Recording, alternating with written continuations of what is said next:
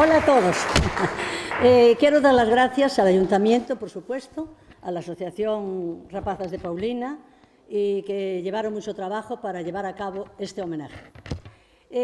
Paulina, yo desde los 10 años, 11, que empecé con primero de bachiller, viví hasta que me casé con ellas. O sea, que viví con ellas hasta que me casé. Después marché para Albacete, me instalé en Pontevedra, y al estar instalada en Pontevedra, 12 años, venía todos los sábados a pasar con ellas. O sea que las conocía a la perfección. A Paulina ya no se diga.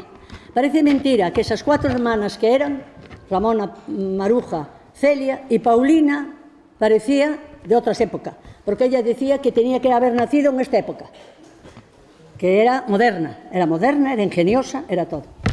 Sus 2 pasiones eran la enseñanza y Redondela. En cuanto a la enseñanza, os voy a contar un detalle que era fabuloso. Ella quería que sus niñas fuesen lo mejor, que estaba, como se dice, de todo lo moderno. Y de aquella no había gimnasia, ella no daba educación física ni gimnasia. Y yo estaba estudiando magisterio y tenía una asignatura de educación física. Entonces ya me propuso que le diese una tabla de gimnasia, que hiciese ella una tabla de gimnasia para enseñarle a sus niñas. Y con la música de Airiños, Airiños, Aires, nada menos. Entonces, todas las tardes en casa de mis tías, que había estaba Carmiña Lago, estaba Maruja Borines, bueno, todas.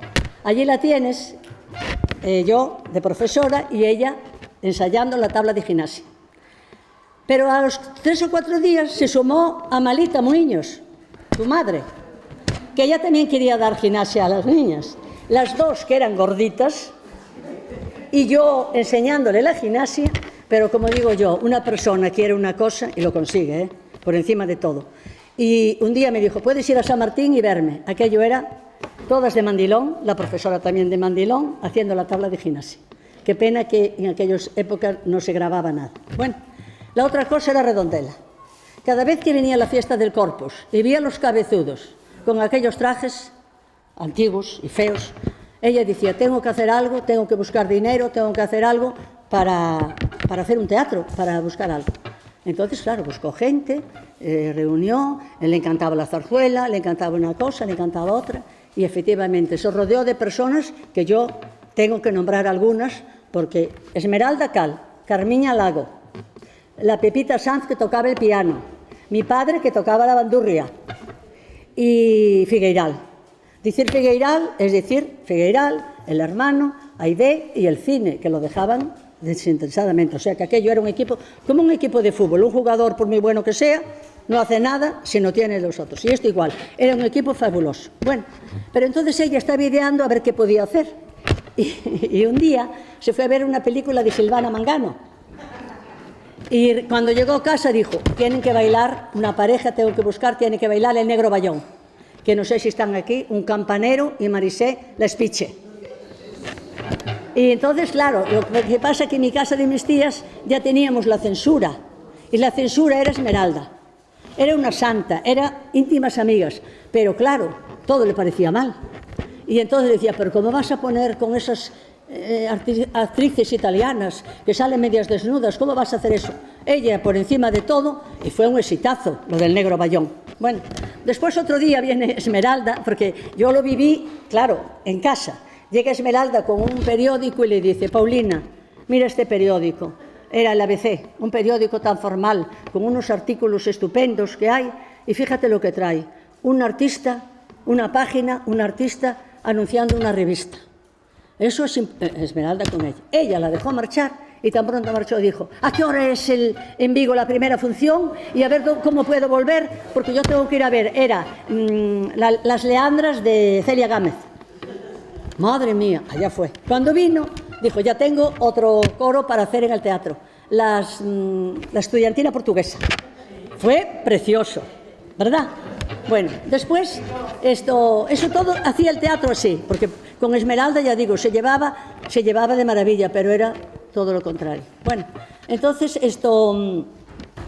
la escuela era, bueno, la escuela, el teatro, todo. Teníamos unos coros que hay algunos que ya no están aquí, Moneca, que Esmeralda nos pasaba revista cuando íbamos pintadas, y nos borraba un poco si íbamos pintadas, pero llegaba Moneca, tenía la barra debajo de aquí y Moneca se embadurnaba todo para ir al teatro. Bueno, fue fabuloso.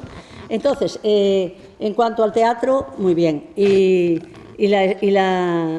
las escuelas, ella, su pasión era la escuela, eso ya. Y entonces una vez, estando en la aldea, me parece que era una aldea de Orense, no sé qué escuela era, una aldea de Orense, mi padre fue a pasar unos días con ella. Y entonces, estando allí, unos aldeanos de aquí le dijeron: don Eduardo, explíquenos qué diferencia hay entre monarquía y república.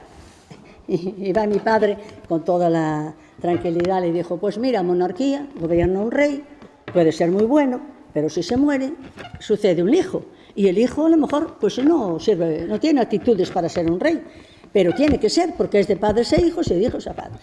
Y entonces, y la república, pues la elige el pueblo. Claro, puede ser también, pero claro, como la eligió el pueblo. Y entonces salta uno y le dice: don Eduardo, no nos explique más, que ya entendimos. Nosotros solo queremos la república si la presidenta es doña Paulina.